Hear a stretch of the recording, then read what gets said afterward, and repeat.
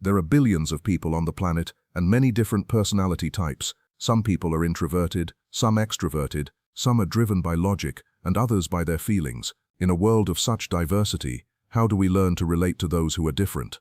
And how do we learn to understand and accept who we are? People have a desire to know themselves. People want to know, who am I? How do I function? How do I tick? These questions were at the heart of the pioneering work of Dr. Carl Gustav Jung, a Swiss psychologist who began working at the turn of the 20th century. Despite the conformity in dress, behavior, and attitude dictated by his time, Jung championed individuality, and he invited his patients to embrace the unique person each was meant to be.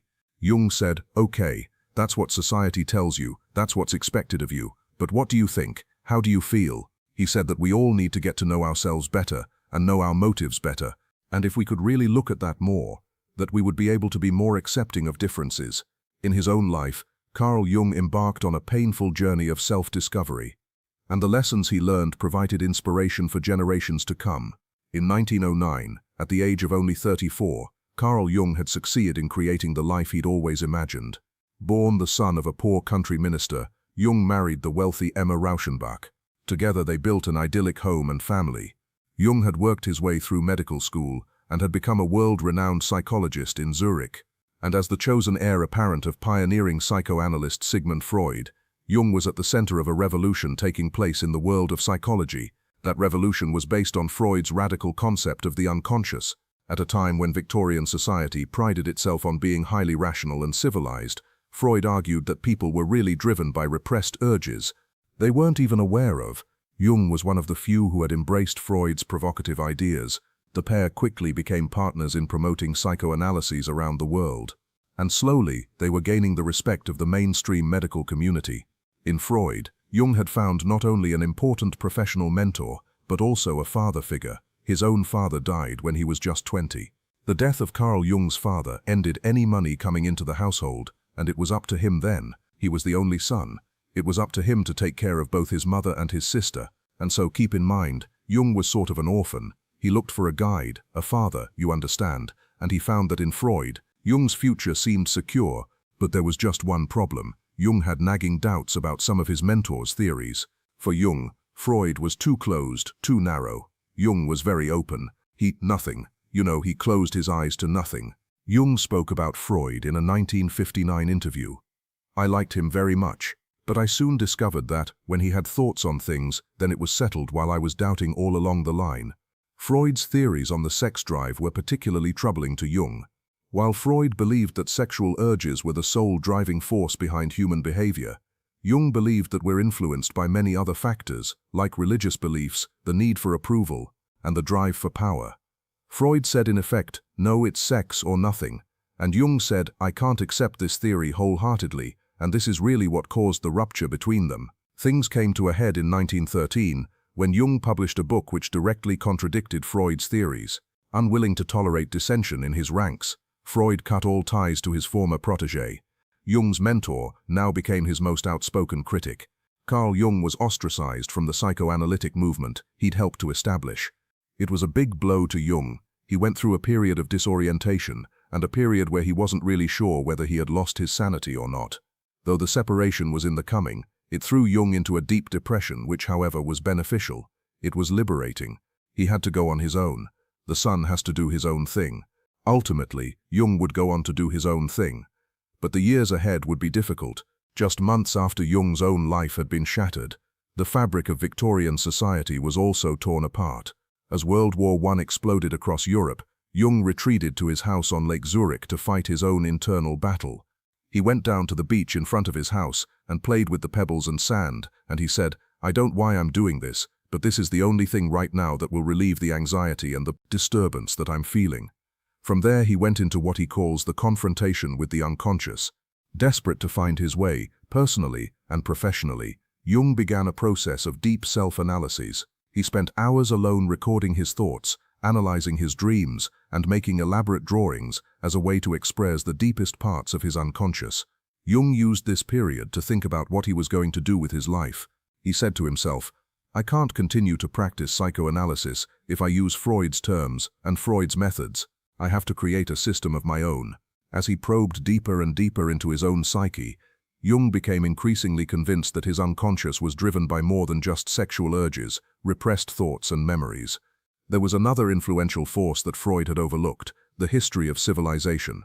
Jung had studied many of the world's cultures and religions, and he observed that even the most dissimilar share common ideas and behavior patterns. He found, for example, that Native American Indians had certain stories and rituals in common with tribes in Africa and other cultures throughout the world.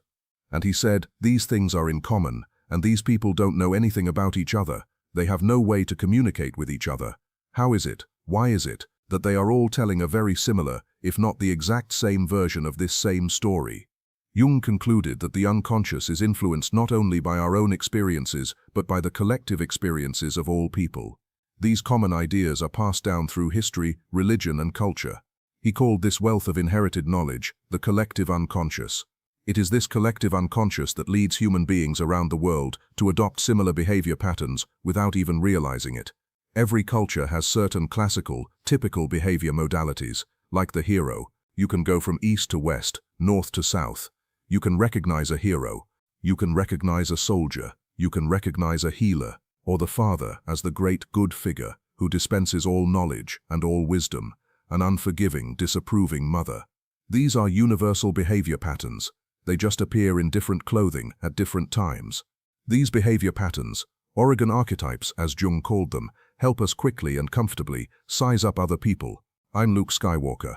I'm here to rescue you. Even at the movies, once we've identified someone as an archetypical hero, we can better predict his behavior. When we see a movie like Star Wars, we're already right there. There's that immediate connection with the various characters in the movie. The whole idea of Darth Vader and the whole idea of archetypal evil, and Luke Skywalker as the young hero. These are mythological themes. That's what attracts us to going to movies. In the real world, many of us unconsciously play out these archetypical roles: the nurturing mother, the good son, the successful business person. But often, there is a more complex, unique person inside of us that is struggling to be recognized. Most young people today develop, I think, a pretty mature sense of how to look and act at the right times. And boy, they're quick to recognize somebody who doesn't. Jung stressed that in order to be truly happy, we must stop trying to be who we think we should be, Oregon who everyone expects us to be, and figure out who we really are. I think at one time or another, every girl wants to be a cheerleader. And if you're just out for the prestige, if you don't really care, the other kids spot you as a phony right away. For years, Jung himself had played out archetypical roles. He had devoted himself to following in Freud's footsteps, all the while suppressing the inner voice that was telling him to go his own way. After his many years of soul-searching, Carl Jung had found his true self. Promoting individuality became a cornerstone of Jung's work, and with the end of World War I, a new and more open society emerged that was ready to embrace Jung's ideas. When he first published his theories in 1921, the book was an immediate international bestseller. In Psychological Types, Jung offered a system that would help people better understand different personalities and appreciate the qualities that make each of them unique. He coined terms like introvert and extrovert, and explained how someone who is shy thinks differently from someone who is outgoing. Jung called this process of identifying and labeling different kinds of personalities typology. Typology helps an awful lot of explaining the difference in functioning, and that it's okay to be different, it's okay to function differently. For the public, finding out what personality type they were became the rage. And back in Zurich, Jung's workload exploded. At the age of 47, Carl Jung had become internationally famous, and patients from around the world were making appointments up to a year in advance with Jung. He had more patients than he could handle. Everybody wanted something from him. Artists and poets and writers of all sorts were attracted to him, and if they had creative blocks or they had issues with alcoholism or depression or lack of meaning, they would come to him. But Jung's popularity didn't come without its share of negative attention. In the 1930s, the world began marching to war once again. In a divided Europe, some of Jung's theories would become increasingly controversial. He wrote about the differences between Aryan psychology, Jewish psychology, and Chinese psychology. This was taken as Jung being anti-Semitic. But Jung said, well look, any sensible person will see that there are differences in psychology between Jews, Aryans, and Chinese.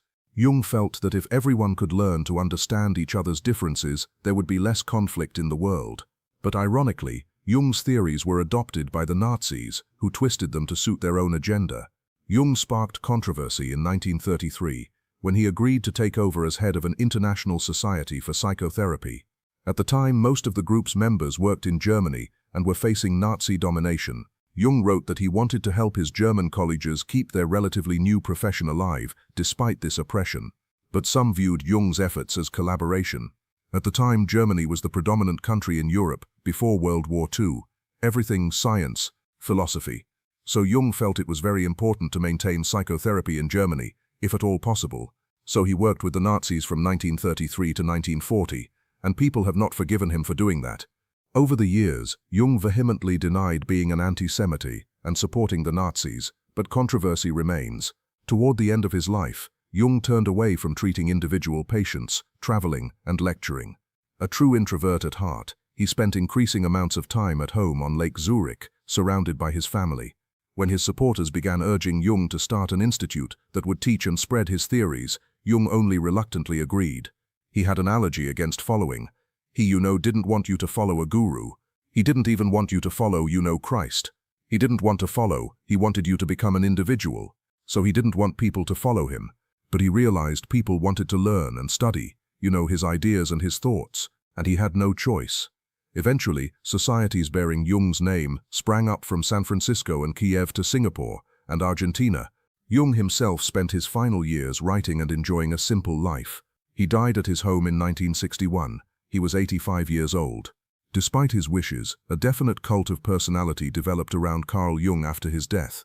With the age of flower power and hippies came a whole new generation that was captivated by Jung's message, which included terms like Age of Aquarius and New Age. The New Age he meant in the most basic terms after the end of the Second World War. New ways of thinking, new possibilities for society. He felt that politics was evolving, that the relationship between men and women was evolving. He had a sense that everything was going to change, and change profoundly.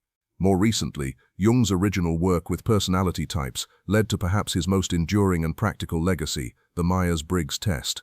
This tool helps schools offer career guidance, and it enables corporate America to better match an employee to a specific job. It took American pragmatism to basically put his theory into a test, a Myers-Briggs typology test, and it's the most used test in the United States. Every year, more than 1 million people take that test to find out, how do I function? Carl Jung was ahead of his time in many ways. Today, decades after his death, his once revolutionary theories are now part of the fabric of our culture. Jung has maintained and increased his popularity because he speaks to the kinds of issues in terms of meaning, in terms of spirituality, that people are looking for. We are a society that values the individual more readily than ever before, and terms like introvert and extrovert are a part of everyone's vocabulary. In this way, Carl Jung himself has become part of our collective unconscious. He said, "I have to follow my own muse, I have to follow my own way," and I think that in many ways that's probably the most important lesson that Jung's life can teach us.